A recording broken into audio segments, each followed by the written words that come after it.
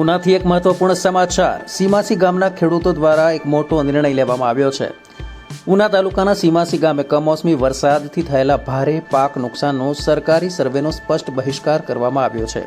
સર્વે માટે તંત્રની ટીમ ગામે પહોંચી હતી, પરંતુ ખેડૂતો એક સાથે બોલ્યા કે સાચો સર્વે થાય તો જ સ્વીકાર કરીશું, નહીં તો સર્વે નામંજૂર। ખેડૂતોની મુખ્ય માંગણીઓની વાત કરવામાં આવે તો વાસ્તવિક નુકસાનનું નિષ્પક્ષ સર્વેક્ષણ થાય તેવી માંગણી છે। આ ઉપરાંત યોગ્ય તેમજ પૂરતું વળતર મળે અને રકમની ઝડપી જાહેરાત કરવામાં આવે। ખેડૂતનું જે પાક ધિરાણ છે તે પણ માફ કરવામાં આવે તેવી સરકાર પાસે માંગણીઓ કરવામાં આવી છે। હુસેન ભાદરકા, ઉના, ગીર સોમનાથ।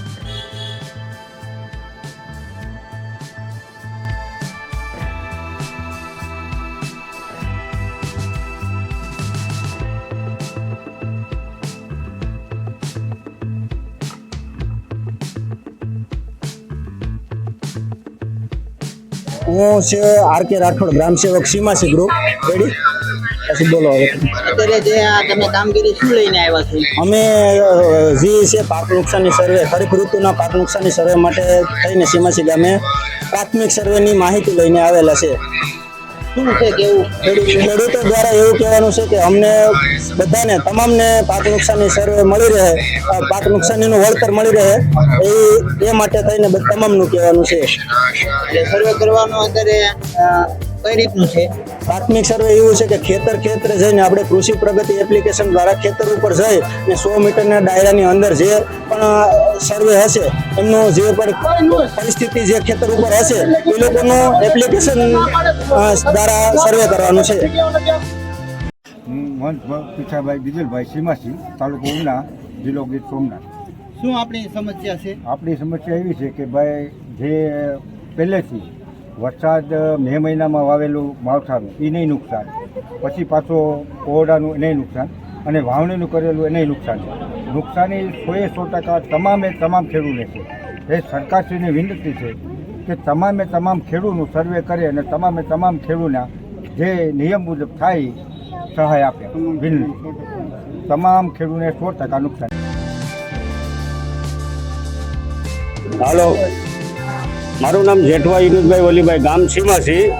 અત્યારે જે વરસાદ પડ્યો છે સીમાસી ગામની અંદર 7 દિવસથી વરસાદ ચાલુ છે, તો તમામ ખેડૂતોને પાથરા અને મગફળી ઉપાડેલી છે તે પાથરા પણ પલળી ગયા। એમાં 7 દિવસ સુધી પાથરા પડેલા છે, એમાં અત્યારે ડોડવો અને પાલો ગાયનો સરવાનું એ પણ હાથમાં આવે એમ નથી, એટલે ખેડૂતો તેમાંથી પણ નાહી નાખ્યા। અને બીજો પાક કપાસ અત્યારે પાણીની અંદર એમને સુકાવા લાગ્યો છે, અને કપાસ અત્યારે અમુક ખેડૂતને 20 મણનો ઉતારો આવે એમ હતો, અત્યારે થાય એમ હતો, પણ તે પણ વીણવા નથી દીધો, તો કપાની અંદરથી ઉગવાનું ચાલુ થઈ ગયેલું છે।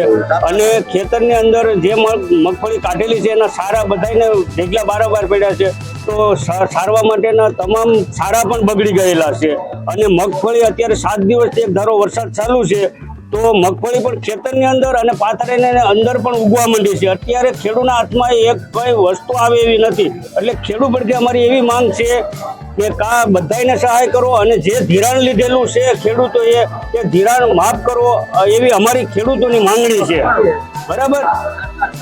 સરકારને અમે એવી રિક્વેસ્ટ કરીએ કે ખેડૂત અત્યારે કોઈ પણ પોઝિશનમાં 1 રૂપિયો પણ મંડળી જે ધિરાણ લીધું તે ઉપાડી કે ભરી શકે એમ નથી। ને રવિ પાકનું પણ અત્યારે મોડું થાય એમ છે, કારણ કે રવિ પાક અત્યારે વવાય એવું નથી।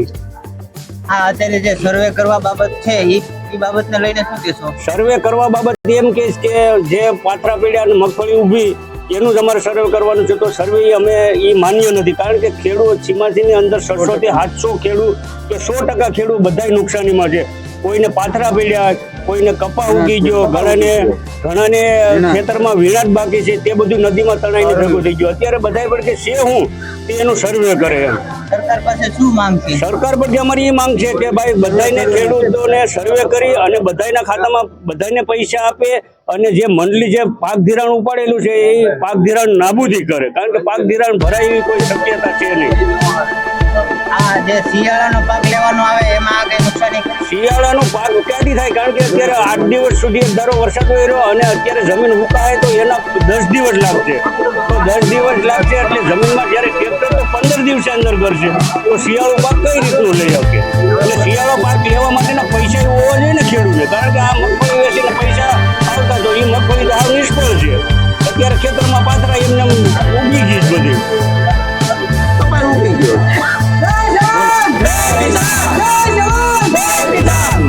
બોલો. મંગળભાઈ રૂખડભાઈ છે, બરોબર. કેટલી નુકસાની છે તમારે? મારે નુકસાની છે 5 વીઘા 7 ગુઠા, બરોબર. એમાં પાથરા પડ્યા હતા, બરોબર. પાથરા પડ્યા હતા એ બધા પાણીની હિસાબે વેણ આવી એની હિસાબે પાણી પાથરા તણાઈ ગયા, બરોબર. તણાઈ ગયા અટાણીમાં વેણાટ હતું 2 ખાંડીનું, બરોબર. એ બધું નદી ભેગું થઈ ગયું, દરિયા ભેગું થઈ ગયું છે, બરોબર. બરોબર.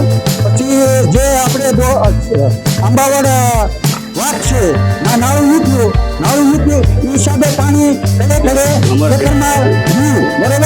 એ નાળું આખી જુગાતથી અમારા વડવેરા વહી ગયા ત્યાં સુધી નાળું નહોતું ના એ જાતું હતું તળાવના પાણી, બરોબર.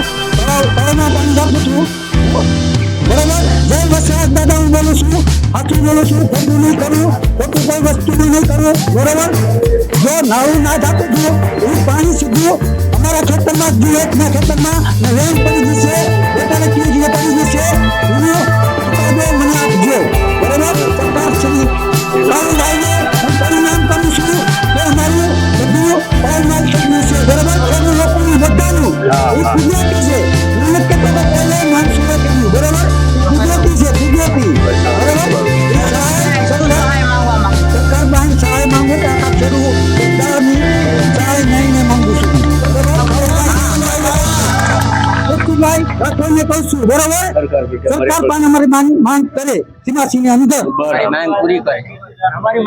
હા પૂરી થાય ને ફેર પડે.